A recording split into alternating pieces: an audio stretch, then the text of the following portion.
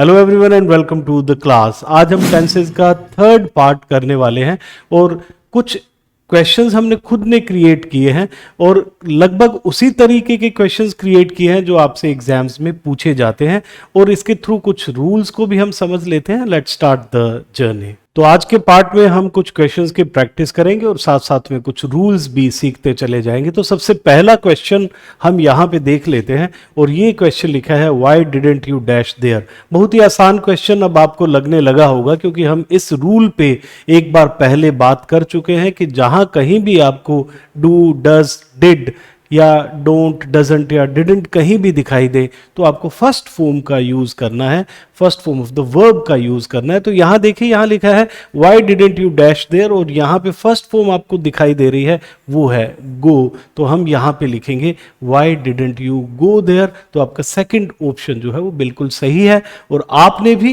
Second option ही लगाया होगा, मुझे ये कॉन्फिडेंस है। तो हम आगे बढ़ते हैं और सेकंड क्वेश्चन करते हैं। आप भी अपने क्वेश्चन चेक करते रहें, आप भी करते रहें, देखें कि आप सही करते हैं या नहीं। अगर गलत है तो आप कुछ ना कुछ सीखने वाले हैं, अगर सही है तो बहुत अच्छी बात है। और ये देखिए लिखा है कि I am looking forward to dash you. तो ये जो क्वेश्चन है ये अच्छा क्वेश्चन है। तो आप ट्राई कीजिए कि आपका आंसर क्या है।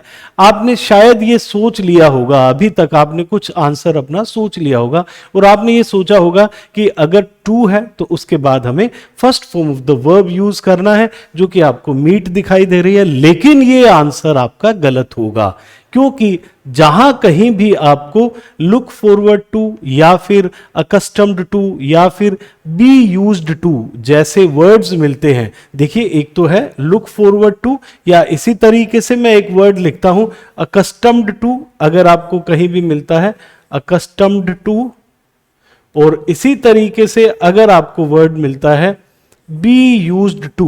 तो यहां बी का जो तात्पर्य है वो है is, am, are, was, were. मैं कहता हूं is used to, am used to, was used to, were used to. तो जब ऐसे आपको बी यूज्ड टू कहीं मिलता है तो उसके बाद भी हम क्या करते हैं, verb first form plus ING जो है वो यूज करते हैं। इसके क्या रूल्स है उसके बारे में पढ़ेंगे, लेकिन एक बार जो है आप इन तीन वर्ड्स को एक बार याद कर लीजिए। अकस्टम्ड टू है, लुक फॉरवर्ड टू है और बी यूज्ड टू है। अगर आपसे पूछा जाएगा तो इससे रिलेटेड क्वेश्चन पूछा जाएगा। अगर सिंपल मैं कहता हूं कि यूज्ड टू आपको दे दिया जाए, सिंपल यूज्ड टू है तो first form of the verb है, बी यूज्ड टू है तो आप फर्स्ट फॉर्म के साथ आईएनजी का यूज यहां पे करेंगे। और बी यूज्ड टू आप समझ जाओ, बी का मतलब है is, am, are, was, were. Is used to, am used to, are used to, was used to या वर यूज्ड टू आपको मिलता है, तब हमें क्या करना है, फर्स्ट फॉर्म आईएनजी यूज करनी है। अदरवाइज सिर्फ यूज्ड टू मिलता है तो हम क्या यूज करेंगे, फर्स्ट फॉर्म यूज करेंगे। बाकी लुक फॉरवर्ड टू मिले और अकस्टम्ड टू मिले, उनके बाद आपको आईएनजी यूज करना है। तो यहां पे लिखा है I am looking forward to, तो ये लुक फॉरवर्ड टू वर्ड आया हुआ है तो यहां पे आईएनजी फॉर्म आएगी। तो सेकंड ऑप्शन आपका बिल्कुल सही है, I am looking forward to meeting you. या ऐसे भी हो सकता है I look forward to meeting you, तो वो कैसे भी हो, लुक फॉरवर्ड हो, लुकिंग फॉरवर्ड हो, टू के बाद आपको यहां आईएनजी फॉर्म का यूज करना है। इसी तरीके से ये क्वेश्चन हम देख लेते हैं। ये लिखा है कि he dash on this project for a month, for a month दे दिया। देखो हमने बात की थी कि अगर कहीं भी आपको सिंस और फॉर दिखाई पड़ता है, सिंस फॉर के बाद टाइम जो है वो दिखाई पड़ता है, जैसे यहां लिखा फॉर अ मंथ। अगर मैं कहूं सिंस चाइल्डहुड, तो कहीं भी इस तरीके से अगर सिंस और फॉर प्लस टाइम आपको गिवन हो तो पहली प्रेफरेंस जो है आपकी क्या होनी चाहिए, पहली जो आपकी प्रेफरेंस होनी चाहिए वो होनी चाहिए has been, have been, ING. तो यहां पे देखें ऑप्शंस जो है, he dash on this project for a month, तो यहां पे इज वर्किंग नहीं होगा। हो सकता है कि कहीं आप ट्रांसलेट करें तो इज वर्किंग में कहीं भी आप क्या है उस जाल में फंस सकते हैं, लेकिन ये गलत होगा और आपको ये दिखाई दे रहा है he has been working on this project for a month. तो इस तरीके से सिंस से रिलेटेड, फोर से रिलेटेड और इनके बाद समय दिया हुआ हो तो ऐसे क्वेश्चंस आते हैं तो जनरली आपको प्रॉब्लम जो दी जाती है वो यहां इज वर्किंग और हैज बीन वर्किंग को लेकर ही दी जाएगी। तो आप ध्यान रखें कि वहां आपका सही आंसर क्या होना चाहिए, हैज बीन वर्किंग। तो ये होगा he has been working on this project for a month. अगर यहां पे आई दे रखा होता तो हम कहते I have been working on this project for a month. तो आप ये ध्यान रखें, यहां पे ये जो है आपका कीवर्ड है और इसके बाद आपको टाइम गिवन है। आगे बढ़े और ये देखते हैं, ये क्वेश्चन बहुत बार पूछा जाता है, इस तरीके का क्वेश्चन। तो फेवरेट क्वेश्चंस होते हैं, कई जो भी पेपर सेटर्स होते हैं उनके फेवरेट क्वेश्चंस होते हैं। जैसे ये क्वेश्चन है, I will call you when he. तो आपने देखा कि ये क्लोज जो है आई विल कॉल यू, ये क्या है, ये आपका फ्यूचर में एक क्लोज है। और फिर उसके बाद अगर मैंने आपको बता रखा है वीडियोस में, पहली और दूसरी वीडियोस में, तो वहां बताया है कि अगर आपको कहीं भी व्हेन दिखाई दे, यानी कि कोई भी टाइम कनेक्टर जो है वो दिखाई दे, व्हेन हो सकता है, एज सून एज हो सकता है, या फिर आपका अनटिल हो सकता है, टिल हो सकता है, या फिर कोई कंडीशनल जो वर्ड है वो दिखाई दे, इफ या अनलेस, तो उसके बाद हमें क्या करना है, अगर फ्यूचर की बात करनी है तो हमें फर्स्ट फॉर्म से ही करनी होगी। तो यहां पे लिखा है I will call you when he, तो हमें फर्स्ट फॉर्म यूज करनी है, और क्योंकि यहां ही है तो फर्स्ट फॉर्म के साथ हम एस और ईएस भी ऐड करेंगे। तो यहां पे जो ऑप्शन दे रखा है वो क्या है, कम्स है। तो हम लिखेंगे I will call you when he comes, ये आपका सही ऑप्शन होगा। आपको समझ आ गया होगा, ये क्वेश्चन हम पहले भी कर चुके हैं और इसी तरीके का ये क्वेश्चन है, आप इसे ध्यान दें। इस तरीके का क्वेश्चन बहुत बार एग्जाम में पूछा गया और पूछा भी जा सकता है आगे। तो यहां कहीं कंफ्यूजन हो सकता है विल कम में आपको, कि आप कहीं ट्रांसलेट करें तो I will call you when he will come, तो ट्रांसलेशन में ये आपके पास एक प्रॉब्लम हो सकती है। आप ट्रांसलेट करते हैं तो कहीं ना कहीं यहां आप अटक सकते हैं, लेकिन आपको जब फ्यूचर की बात करनी है और व्हेन से कनेक्टेड है तो फर्स्ट फॉर्म से ही हम बात करेंगे, इसलिए ही कम्स जो है वो आपका सही आंसर होगा। फिर है दीज फ्लावर्स डैश स्वीट। तो देखिए क्या होता है, जैसे हम कुछ परसेप्शन की वर्ब्स की बात करते हैं, चाहे वो सी है, चाहे वो हियर है, सी है, हियर है, स्मेल है, टेस्ट है, फील है, तो जनरली हम क्या करते हैं, इनको कंटिन्यूअस फॉर्म में नहीं लिखते हैं, कंटिन्यूअस फॉर्म में नहीं लिखते हैं, जनरली नहीं लिखते हैं। हां, जब हम किसी चीज के लिए प्रयास करते हैं, इन्हीं चीजों के लिए प्रयास किए जाते हैं, एफर्ट्स डाले जाते हैं, तब हम कंटिन्यूअस फॉर्म को यूज करते हैं। लेकिन मैं यहां जनरली बता रहा हूं कि ये जो फ्लावर्स हैं इनकी स्मेल कैसी है, स्वीट स्मेल है, तो हम यहां पे सिर्फ फर्स्ट फॉर्म का यूज करेंगे। इज स्मेलिंग या आर स्मेलिंग जैसा वर्ड हम यूज कंटिन्यूअस फॉर्म में नहीं करेंगे। वहीं आपको प्रॉब्लम मिलने वाली है कि आपको कंटिन्यूअस फॉर्म दे देंगे और साथ में आपको प्रेजेंट फॉर्म दे देंगे। तो यहां जनरल सेंस में हम क्या करेंगे, जनरल सेंस में हम सिर्फ फर्स्ट फॉर्म यूज करेंगे, और क्योंकि दीज फ्लावर्स जो है वो प्लूरल है, इसलिए हम यहां पे स्मेल यूज करेंगे, स्मेल्स नहीं यूज करेंगे। अगर मैं कहूं दिस फ्लावर होता तो दिस फ्लावर स्मेल्स स्वीट होता। दीज फ्लावर्स प्लूरल है, इसलिए हम क्या यूज करेंगे, स्मेल यूज करेंगे। तो ये होगा दीज फ्लावर्स स्मेल स्वीट।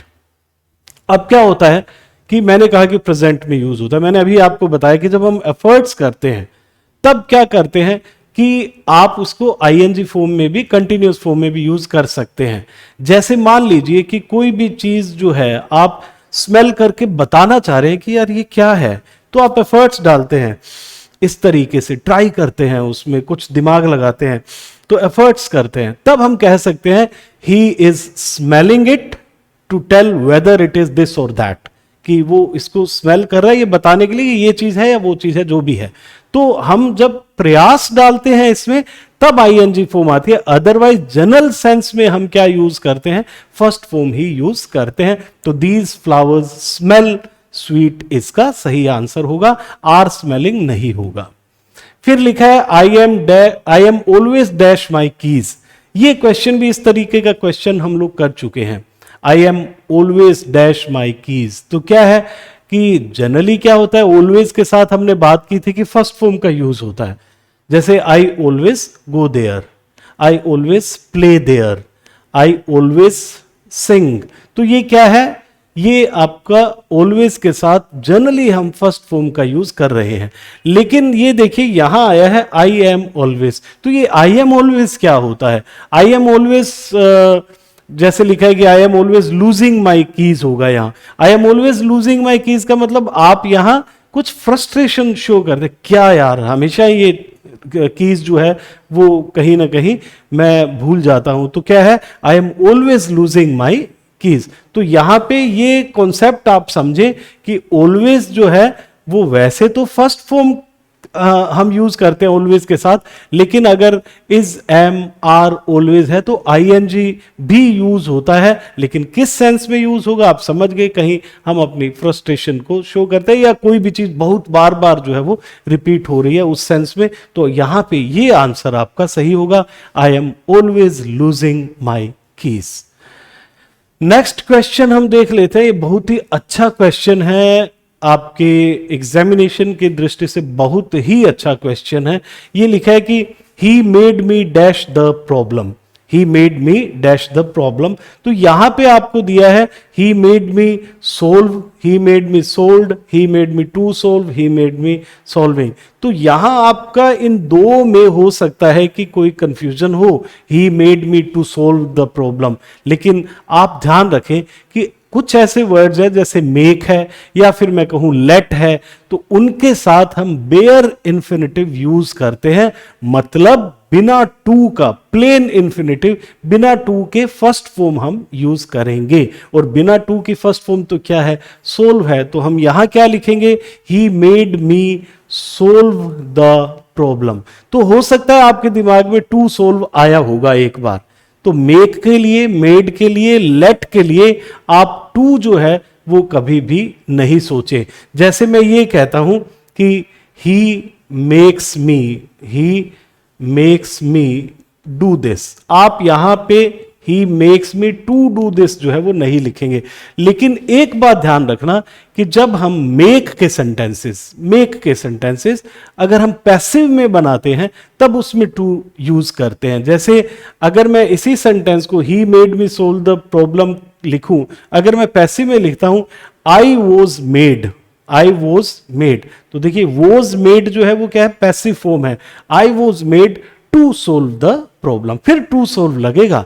लेकिन अगर ये एक्टिव फॉर्म में है, मेक है या फिर मेड है या मैं कह दूं लेट है, तो एक्टिव फॉर्म में कभी भी टू का यूज नहीं करते।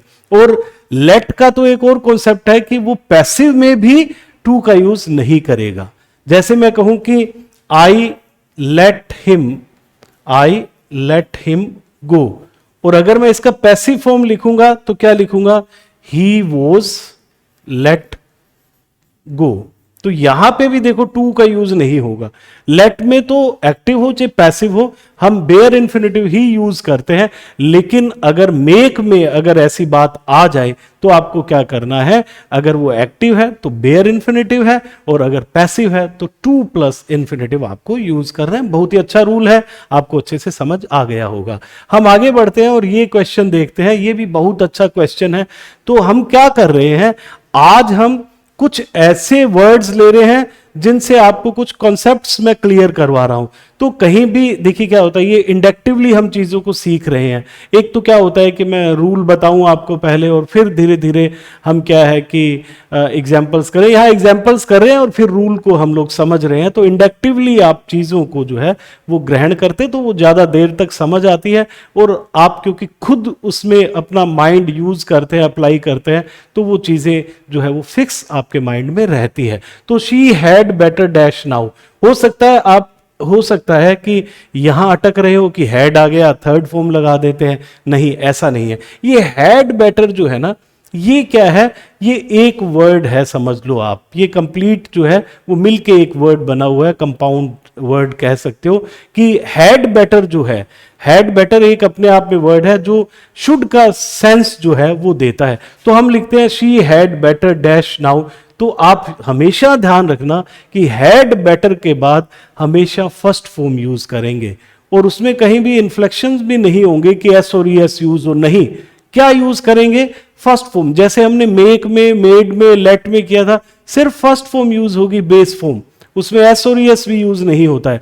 यहां भी वही चीज है कि सिर्फ फर्स्ट फॉर्म यूज करेंगे, तो शी हैड बेटर गो जो है आपका सही ऑप्शन होगा। She had better go now. अब देखिए कि आप कहोगे सर शुड और हैड बेटर में डिफरेंस क्या है, तो इसमें क्या होता है कि थोड़े से हम कहते हैं कि ये सिचुएशनल होता है, कि मैं कहता हूं जैसे हिंदी में हम कह देते हैं कि बेहतर होगा कि तुम चले जाओ, अदरवाइज कुछ घटित हो जाएगा, अदरवाइज उसमें जुड़ा हुआ होता है। शुड में ऐसा अदरवाइज जुड़ा हुआ नहीं होता है। हैड बेटर में कहीं ना कहीं हिडन अदरवाइज भी होता है। जब मैं कहता हूं it is getting dark, you had better go now, अंधेरा हो रहा है ना, तुम्हें बेहतर है कि तुम चले जाओ, नहीं तो अदरवाइज बाहर कुत्ते हैं या कुछ भी है ना, हम एक तरीके से अदरवाइज वहां पे साथ लेके चलते हैं हैड बेटर में। लेकिन जो कॉन्सेप्ट आपको समझना है वो ये है कि हैड बेटर के बाद आपको क्या यूज करना है, first form of the verb use करनी है।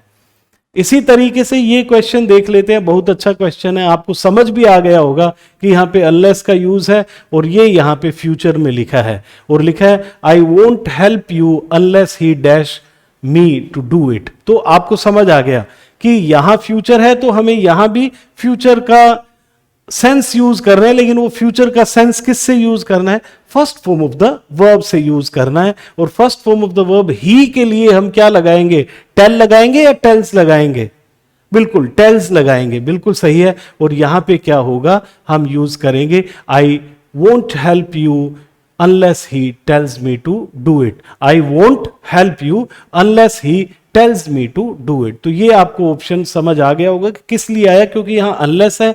इफ अनलेस मैंने बताया कि उससे अगर फ्यूचर की बात करनी होगी तो हम कभी भी विल शैल का यूज नहीं करेंगे, हम फर्स्ट फॉर्म का यूज करेंगे, क्योंकि यहां ही है इसलिए टेल्स का यूज हमने किया है। ये क्वेश्चन आ गया जो हम अभी चर्चा जिस पे हम लोग कर चुके हैं, जैसे मैंने लुक फॉरवर्ड की बात की थी या कस्टम्ड टू की बात की थी, और एक बात मैंने की थी बी यूज्ड टू, और मैंने आपको बताया था कि अगर बी यूज्ड टू कहीं भी आप देखते हैं तो उसके बाद हम फर्स्ट फॉर्म प्लस आईएनजी जो है वो यूज करेंगे। और यहां पे क्या लिखा है, यहां पे एम यूज्ड टू है, तो एम तो ये बी है, और फिर उसके बाद यूज टू है, तो आपको समझ आ जाना चाहिए कि यहां पे हम क्या यूज करेंगे, आईएनजी फॉर्म यूज करेंगे। और आईएनजी फॉर्म ये रही, और लिखेंगे I am used to watching movies, I am used to watching movies. अगर कुछ सेंटेंस ऐसा होता I used to dash movies, तब हम यहां क्या यूज करते, I used to watch movies. अब दोनों में डिफरेंस है, देखिए डिफरेंस क्या है। जब मैं ये कहता हूं I used to watch movies, तो आप कुछ पास्ट की बात बताना चाह रहे हैं कि मैं ऐसे किया करता था लेकिन अब नहीं करता हूं, अब नहीं करता हूं। और एम यूज्ड टू का मतलब क्या है, आप हैबिचुअल हो किसी चीज के। I am used to watching movies मतलब I am habitual of watching movies, मेरी आदत में है। तो ये तो आदत बता रहे हैं, और ये क्या है, पास्ट में आप कुछ किया करते थे लेकिन अब ऐसा आप नहीं करते हो। तो बी यूज्ड टू देखते ही आपको समझ आ जाना चाहिए, बी का मतलब आप समझ गए, यहां एम है। तो कोई ऐसा सेंटेंस भी हो सकता है जिसमें इज यूज्ड टू हो, वॉज यूज्ड टू हो, आर यूज्ड टू हो, या फिर वर यूज्ड टू हो, तो आप क्या करेंगे, आईएनजी फॉर्म यूज करेंगे, जैसे यहां आपने वॉचिंग को यूज किया है।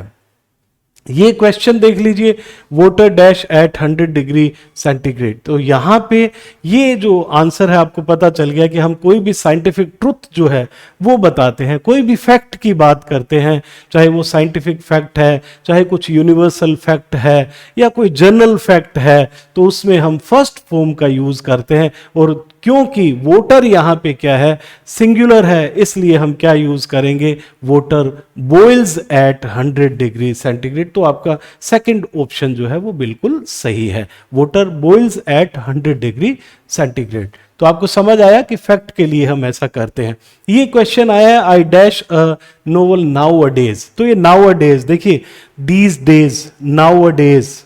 अब थोड़ा ध्यान से सुनिए, मैं कहता हूं now, now I am teaching you, now you are studying, now you are learning something. तो नाउ के लिए दिस टाइम अगर मैं यूज करता हूं, this time I am teaching you, देखिए मैं क्या बोल रहा हूं, this time I am teaching you, this time you are watching the video, this time you are watching the video, continuous में हो रहा है। तो दिस टाइम नाउ आजकल, now I am reading a novel, मैं आजकल एक नोवेल पढ़ रहा हूं, नाउ तो दिस है, दिस टाइम है, दिस मोमेंट है, एट प्रेजेंट टाइम है, दीज डेज है, या नाउ है, या नाउ अ डेज है। ये वर्ड्स आपको कहीं भी दिखाई देते हैं तो आप क्या यूज करते हैं जनरली? देखो हमेशा कुछ भी नहीं होता, सामान्यतः आप क्या यूज करते हो? Is, am, are, I N G use करते हो। Now, nowadays, at this time, at present time, at this moment, at present moment, at this moment, कुछ भी हो, या फिर मैं कहूं कि these days है, तो इन सब के साथ आप क्या यूज करते हैं? is, am, are, ing use करते हैं। तो यहां पे लिखा है I dash a novel nowadays, तो क्या होगा? आई am reading a novel now a days. इसको हम कंटिन्यूअस फॉर्म में लिखेंगे। नेक्स्ट क्वेश्चन हम देख लेते हैं, ये He dashed the problems in the same way I did। तो ये देखिए, जैसे उसने उसी तरीके से सोल्व किया जैसे मैंने की। तो यहां पे ये I did जो है, ये आपको साफ यहां पे एक तरीके का हिंट दे रहा है कि इधर भी पास्ट, इस क्लोज में भी क्या यूज करो? पास्ट यूज करो। एक किसी ने कमेंट बॉक्स में, एक बच्ची ने एक क्वेश्चन पूछा था कि सर इसी तरीके का क्वेश्चन था कि यहां डिड है तो यहां फर्स्ट फॉर्म क्यों नहीं यूज हो रही? वो डिड अगर उस क्लोज के लिए हेल्पिंग वर्ब है, उसके बाद फर्स्ट फॉर्म यूज होती है, ये ध्यान रखें। ये तो एक अपना अलग क्लोज है, in the same way I did, ये अपना एक क्लोज है। तो ये पूरा क्लोज ये बता रहा है कि ये आपको पास्ट में ही लिखना है और पास्ट फॉर्म यूज करनी है। तो पास्ट फॉर्म यहां पे क्या है? सोल्ड है। इस तरीके का क्वेश्चन जो है वो आया भी हुआ है, तो हम लिखेंगे ही sold the problems in the same way I did. तो यहां सोल्ड जो है वो सही आंसर है। ये डिड जो है बता रहा है कि आप यही फॉर्म यहां पे यूज करें। नेक्स्ट क्वेश्चन है ये आपका, और ये क्वेश्चन आपका लास्ट क्वेश्चन है आज का। My friend dash me yesterday, ये यस्टरडे आ गया यहां पे। मैंने आपको बताया था कि ओल्ड टाइम जो भी होगा, पास्ट टाइम जो भी होगा, जैसे यस्टरडे है, मैं कहूँ 5 days अगो है, या फिर मैं कहूँ इन 1997 है, ये सब क्या है? ये आपके पुराने टाइम्स है, ओल्ड टाइम्स है। तो यस्टरडे भी वैसा ही ओल्ड टाइम है, इसलिए हम क्या यूज करेंगे यहाँ पे? पास्ट फॉर्म यूज करेंगे, मतलब सेकंड फॉर्म यूज करेंगे, और सेकंड फॉर्म यहाँ पे है विजिटेड। आपको इनमें हमेशा दोनों में एक कंफ्यूजन जो है वो क्रिएट होगा कि जब भी पास्ट इस तरीके से पास्ट टाइम गिवन है तो आपको हैज हैव थर्ड फॉर्म से बचना है और आपको सेकंड फॉर्म यूज करनी है वहां पे, और आप लिखेंगे my friend visited me yesterday. ये आपका सही आंसर होगा। तो आपने आज जो है इस सीरीज में बहुत से रूल्स समझे होंगे, आपको कोई जोर भी नहीं आया होगा समझने में, बहुत आसानी से हम चीजें समझ रहे हैं। और हम इसी तरीके से कुछ और क्वेश्चंस जो है वो करने वाले हैं, और नेक्स्ट सीरीज में हम कुछ और क्वेश्चंस करेंगे और कुछ और रूल्स को जो है वो समझेंगे। तो आपको धीरे धीरे जो है जितने भी ये क्वेश्चंस आपके पूछे जा रहे हैं टेंसेस से रिलेटेड, वो सभी रूल्स आपको अच्छे से आ जाएंगे। बहुत से लोग नए जुड़ रहे हैं, मेरा उनसे रिक्वेस्ट है कि सबसे पहले तो इस चैनल को वो सब्सक्राइब करें, फिर वो लाइक करें और शेयर करें, उन लोगों तक पहुंचाएं जो इंग्लिश को बहुत इजी एंड इफेक्टिव वे से सीखना चाहते हैं और कॉम्पिटिटिव एग्जाम की तैयारी बहुत अच्छे से करना चाहते हैं। Thank you very much and have a wonderful day.